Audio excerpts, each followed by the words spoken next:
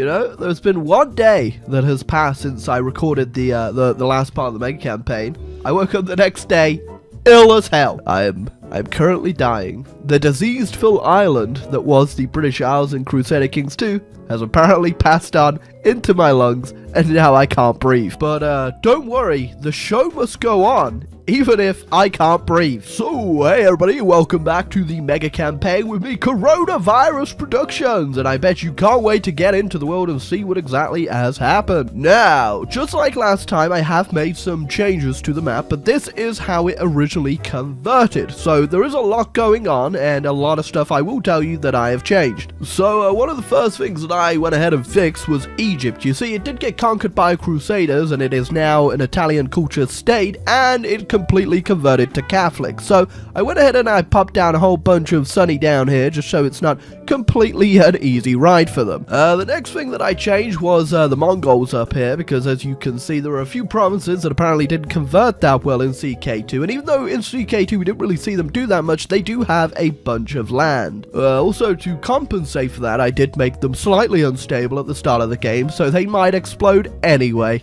I have legitimately no idea what is going to happen with this, but I am terrified. I was also going to go ahead and fix Byzantine Russia, but because the Byzantines are going to be pretty damn powerful, I'm hoping that they kind of fill the void that was Russia, but we shall see. But for our little nation over here in England, we've got ourselves a nice little position. We've got the English ideas, and we can form Great Britain, and our culture is Anglo-Saxon. So things are going to be a little bit different, but for my plan, I have something very different in mind for England. I'd also like to note that no rat boy actually made it as our king through to EU4, but the rat realm has indeed made its way down here. Also, we still own half of Norway. I don't know what the hell I'm gonna do with that, but so also tucked away in the map, because the HRE took over half of France, we've got ourselves some pretty damn big powers down here. Unfortunately, because of the cluster truck of colors down here, you might not be able to distinguish just how powerful these countries are, but the fact that Sardinia and Corsica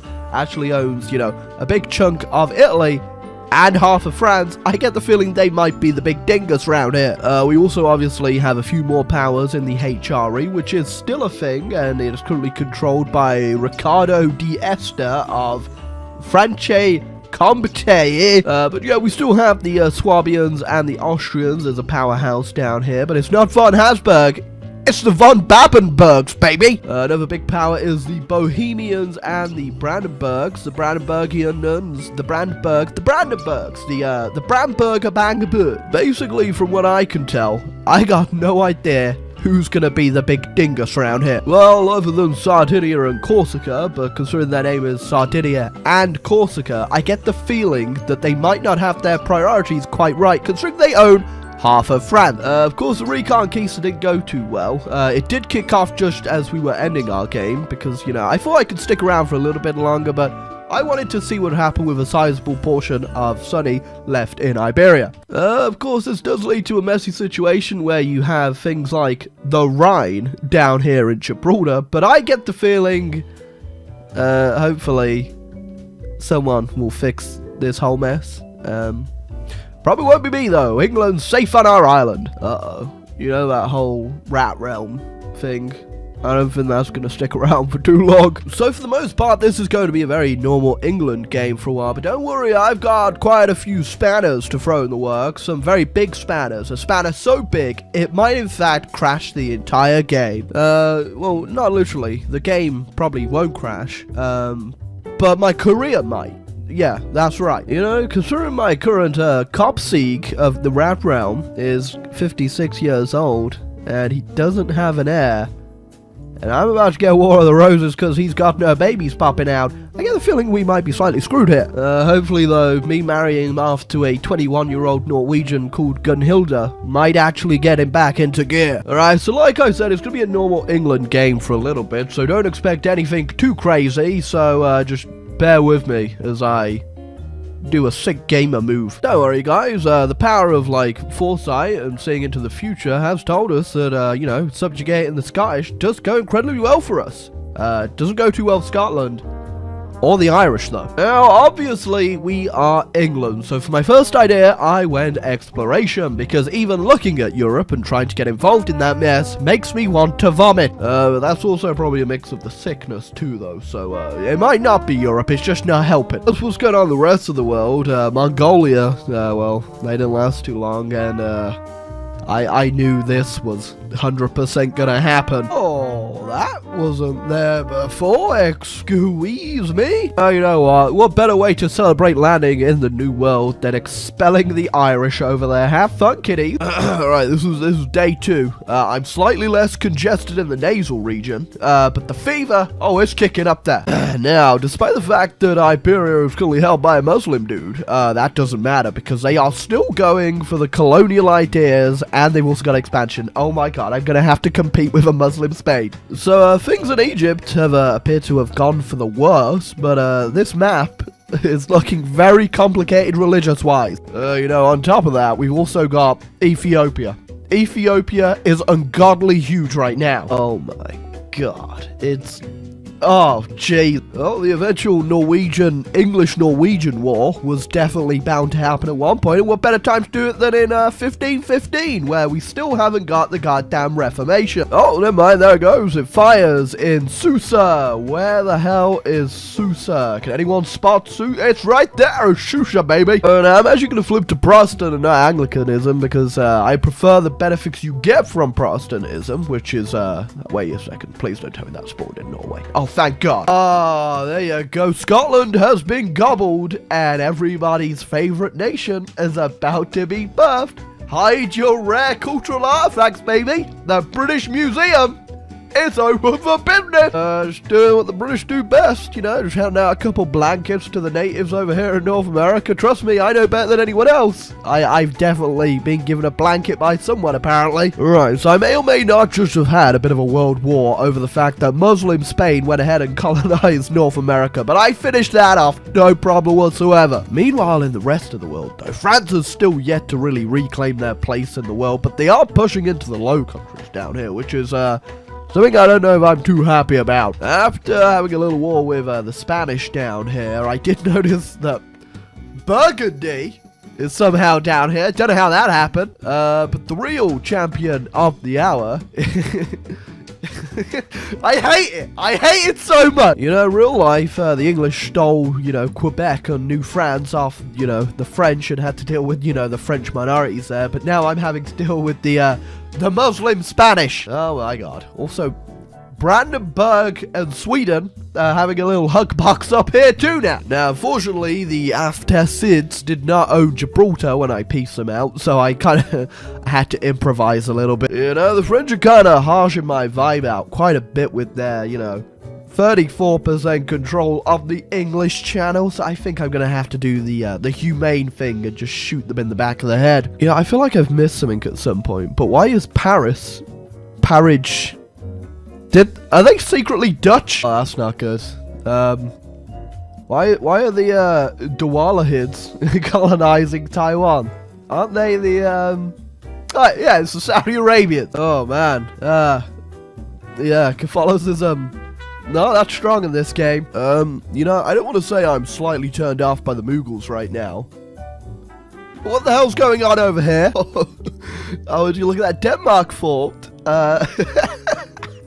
It's looking nice. The north part is still very much Muslim though. So you may be asking, for the man that currently has 5,800 ducats and is currently pooping out 240 ducats from trade, well, you said you weren't going to be overpowered, and the answer to that is, yeah, I'm not gonna be. You see, when I said that I was gonna do something different this playthrough, I really meant it, but we're not quite ready for that just yet. Oh, well, it's really not peak Austrian hours when you've been exiled to Sicily. You know what? French Louisiana is looking pretty damn tasty. You know, any chance to, you know, beat up the French a little, and I'm on board, you know? I feel like 13 colonies is a bit underselling it at this point. There we go. That evens it out a bit more. I can't believe we're living in a world where Byzantine Columbia is a goddamn thing. Why'd the Enlightenment just spawn in Burma? You know, I've become so good at stealing everyone else's colonies that even my colonies are now stealing colonies from each other. So the year is 1728. I have 81,000 ducats as I am literally bleeding the world's coffers dry right now, and I think I've had enough of all of this. So it does come to a point in EU4 where you have 81,000 ducats in the Bankerino and little will to live. Now we do have just under 100 years left in this game now, and I will be playing to the very end. But I think for the longevity of our mega campaign, me and my little rat dynasty need to switch it up a little. Hold on a second. You're a bit early there, Queen Lizzie. Yeah, what are you doing? Yeah, what we could do is carry on conquering India or making our trade empire even bigger than it is. But the reality of the situation is I need to play this for another 2 games, and I need to keep it interesting. As such, me and the descendants of the rat realm and our rat dynasty have got together in the rat hole, and we've had a bit of a rat meeting. One of the topics of discussion of the rat meeting was the fact that somehow the Danish Muslims are now in control of a bit of Sweden. But that's a different story, different time. We're not going to look at that right now. Instead, our topic of conversation was the fact that our colonial empire is getting a bit too big for its boots, and it's also, well, they kind of want independence, and we kind of want to keep together what we have, so we've decided on a little compromise. So before things get too out of hand, we've decided to send a small detachment by a man named George Rattington with a small load of probably half of my treasury. And good old George Rattington is going to go ahead and establish the British Commonwealth dominions for everybody. And most importantly, we're going to go ahead and we're going to be the guy to lead this endeavor. That's right. Welcome to the new part of the Rat Kingdom, the United States of America. Hey, immediately, that's a little bit awkward. When we sent George Rattington over, we just looked at his resume. We did not actually check his credentials that much, and I failed to realize he is a 0-year-old baby. Now, obviously, our idea of America in this game is going to be a bit different. You see, we didn't really have that whole revolution thing and just sort of peacefully went on a boat one day with a baby and declared ourselves King of America. Obviously, though, Great Britain 100% cool on this. The Rat Dynasty must get stronger and better, just any means possible. And as such, the United Kingdom of America needs to go ahead, and we need to expand our dong to the maximum ability in the 100 so years we have left to do so. But obviously, being this late into the game now, there's not a lot left for us Americans to gobble up, and what there is left to gobble up is next to some, you know, pretty scary guys. But just like George Rattington said when he stepped up that boat into America and declared it independent, goo goo gaga. As such, I'm going to blow up China. That's right, because whatever I do, I don't think I can stand looking at the Victoria 2 map with the Mughals owning half of China. Well, more than half of China. They own all of China. Why, it's George Rattington time to come in and do some good old American peacekeeping. Oh, you know, the best thing about George Rattington, oh yeah, he's got that scary fertility. Oh, he's got that powerful little rat dong. That's what's going on down there, baby. Now the problem with waiting around trying to take over China is that I kind of need the Brits on board. But the Brits are currently busy stomping all over India, so we're gonna give them a few more minutes before I go ahead and try to take down the the giant Mughal stacks everywhere. All right. This ain't gonna be too fun. Oh, it was extremely painful, but hey, American China. And I'm also hoping, because I've broken them quite a bit now, that people like the Koreans who are currently going in on them will actually break them up a little bit more too, and, you know, take them down a couple notches. Just because I'm here to liberate you against the Mughals does not mean I will also shoot you. Hey, I'm just doing a bit of Middle Eastern peacekeeping, as it's known in America, just keeping the peace, peacefully by shooting people. Ah, yes. Now that is what I want to see. Look, I just realized the Mutapa has a big chunk of India. That's pretty cool. I also haven't been paying much attention to Europe, apparently, the past 100 years, because France is a big thing now. An actual thing. And so is Italy. And revolutionary Swabia. I don't know what to think about that. Like, Westphalia. It's just the game of the crazy tags, isn't it? You know, but this just, like, they haven't done anything other than conquer Russia. They've done nothing. They haven't pushed this way. They didn't push down here at all. When I took out Egypt, they went ahead and declared war on them and took this bit. What is wrong with you, Byzantium? I have noticed that Poland has, you know, quietly moved up the ranks, and also I've also just realized that France also owns a bit of Germany too. That's just perfect, really. Alright, we've hit the 1800s, and I don't think the borders will be changing that much anymore. So, final years, guys, and I'm gonna have to fix so much of this stuff before we convert. Ooh, yeah, Swabia's not looking too good right now, but neither is Zealand, which, to be fair though, never deserved to look good in the first place. The map of Europe is just... it's something else. Hey, we've reached 1820, and this is where we will be leaving it for now. So in the end, the American Empire was raised from the dirt that was the British Empire, and also I just noticed that Morocco formed, and that's a pretty fat, huge Morocco. But yeah, good news is at the very end though, I did go ahead and get myself the Rat Realm Dynasty. Yeah, baby, it's George II, the Rat Realm. What a chap. So obviously, just like last time, I'm probably gonna go round and do a bit of cleanup on the borders and stuff. A lot of people said, well, I say a lot of people, like 2 people said last time, oh, what's the point of doing a mega campaign if you just change the borders in between? Well, you little shitbag, the reality of the situation is that in Victoria 2, it's very hard to actually conquer nations because, they cost a lot of infamy, so not a lot of expanding actually goes on in that game. So small little nations down here like the Yan or Mongolia become completely useless because no one will ever conquer them, and they will just sit there forever. On top of that, because I don't do too much modding in Victoria 2, like adding events and stuff, I like to switch around tags so they actually get stuff happening to them. Like Swabia won't have any events or decisions for them, but if I tag switch them to Austria, which they basically are already, they'll have a bunch.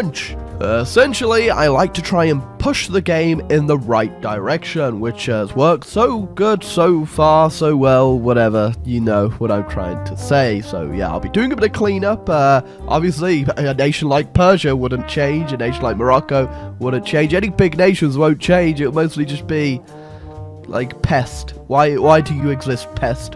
Why? You have 2 provinces. But yes, seeing how our empire ended off, we'll go ahead and look at the great powers. And obviously, Great Britain, I left them off very strong, very powerful. Then it's Persia. Surprisingly, I guess they do have a lot of land and a lot of development, but I thought it would have been Byzantium of all people. But no, they're 5th apparently.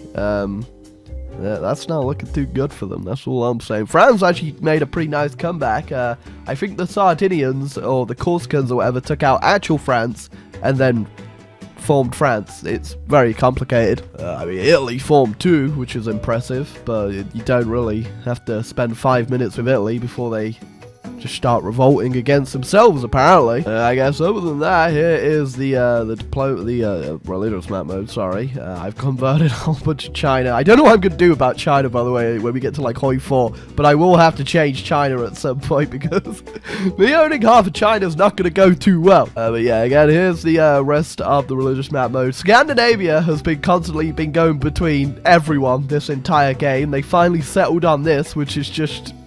sure, okay, whatever. Zealand, you know, you're up there, you managed to do it, you converted a whole bunch of Scandinavia, all from your one little Muslim province up here, which is probably because before I left Great Britain, I allied them, so I was hoping something like that might happen.